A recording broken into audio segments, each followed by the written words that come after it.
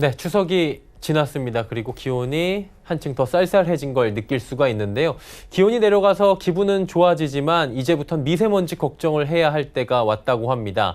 6월부터 9월 사이, 즉 기온이 올라간 수준이 유지가 될 때는 아무래도 미세먼지 농도가 낮게 유지가 되는데 가을로 접어들기 시작하면서 또 겨울로 되면서 기온이 낮아지고 미세먼지 농도가 높아지게 된다고 합니다. 결국에는 겨울에서 봄 사이가 농도가 가장 안 좋다는 얘기가 될 수밖에 없는데요. 이에 맞춰서 저희가 오늘 미세먼지 건강 프로젝트 이야기를 해보고자 합니다. K웨더의 반기성 센터장과 함께 이야기 나눠보도록 하겠습니다. 안녕하십니까? 네, 안녕하세요. 네, 오늘은 어떤 이야기인지 굉장히 또 궁금해져요. 나는 대기질 과학자입니다. 라는 문구가 적힌 배낭을 맨 영국 런던의 초등학생들 이야기입니다. 초등학생 250명에게 센서가 부착된 배낭을 메고 등 하굣길을 다니게 합니다. 센서에서 측정하는 대기 오염물질은 미세먼지, 초미세먼지, 이산화질소, 휘발성, 유기 화합물입니다.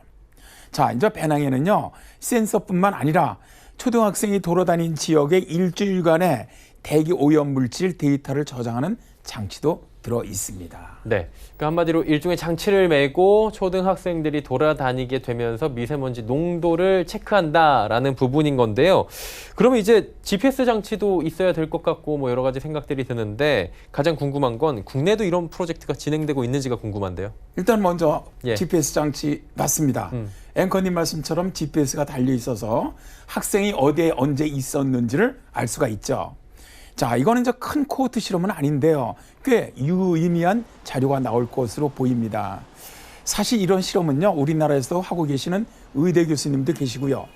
또 제가 이제 위원으로 있는 대한의사협회 미세먼지 특별위원회에서도 계획하고 있는 것이기도 합니다. 아직 계획 단계입니다. 제목이 대국민 프로젝트 미세먼지 1000가족의 100일 기획안입니다. 자, 이제 기획안의 내용을 본 말이죠.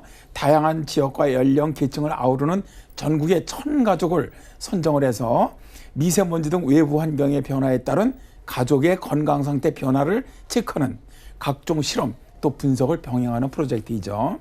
자, 이 프로젝트는 1000가족 대상 코호트 구축, 미세먼지에 대한 인식 및 설문조사, 미세먼지 측정기 지급 및 지속 관찰, 혈액 및 소변 시료 채취를 통한 환경 유해인자 노출 수준 조사, 또 조사 결과에 근거한 개별 진단 제시와 변화 양상을 관찰하고요. 자, 이제 미세먼지 문제 인식과 대책에 대한 인식 조사, 그리고 이제 미세먼지에 대한 정보 소통을 위한 궁금증 접수와 커뮤니케이션 활동, 미세먼지 저감과 예방에 대한 교육 실시 등 이런 프로그램들을 주요 내용으로 하고 있습니다. 네. 이름하여 미세먼지 1000가족의 100일 기획안, 아까 말씀해 주신 영국의 250명 일주일보다 훨씬 더 미세먼지 데이터가 잘 수집될 것 같다라는 생각이 들어요. 좋은 대책 나올 것 같은데요. 그런데 이게 아직 확정된 하나 확정은 아닙니다. 아니에요. 네. 사실 이제 1000가족을 하기 위해서는 많은 예산도 들고 해서 현재는 인원을 좀 고민 중에 있고요. 숫자를 줄이더라도 우리나라 사람들이 등 하굣길만 아니라 실생활에서 들이마시는 미세먼지의 빅데이터를 확보하기만 해도 엄청난 경제적 이익이 있을 것이라고 봅니다. 특히 이게 이제 건강 비용 측면에서 본다면 상당할 것이라는 전망이죠. 자, 이런 조사가 밑바탕이 되어서 더 깨끗한 공기로 가는데도 도움이 되고 말입니다. 사실 이제 영국에서 초등학생의 배낭에 대기 오염물질 측정기를 다는 프로젝트를 벌인 것은 맑은 공기 개선 프로젝트의 일환이죠. 이게 이제 백팩 프로젝트로 명명된 이 행사는 런던 대기질 향상을 위한 브리드 런던 이니셔티브의 일환이라고 합니다. 네, 백팩 프로젝트 굉장히 관심이 많이 가는 부분인데 어느 정도의 성과가 있었나요? 일단 이 프로젝트에 참여한 킹스 카리지 연구진은 배낭을 통해 수집된 빅데이터를 검토를 해서 런던의 초등학생들이 등 하굣길에 상당히 심각한 공기 오염에 노출되어 있다는 결론을 내렸어요.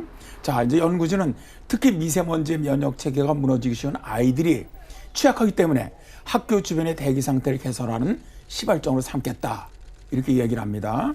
자, 이제 미세먼지로 인한 아이들의 성인에 이르기까지 치러야 할 건강 비용 측면에서도 이런 연구는 꼭 필요하다는 생각을 합니다. 네, 이제 미세먼지가 다가오고 있는데요. 이에 맞춰서 오늘은 미세먼지 건강 프로젝트에 대해서 이야기 나눠봤습니다. K웨더의 반기성 센터장이었습니다. 고맙습니다. 네, 감사합니다.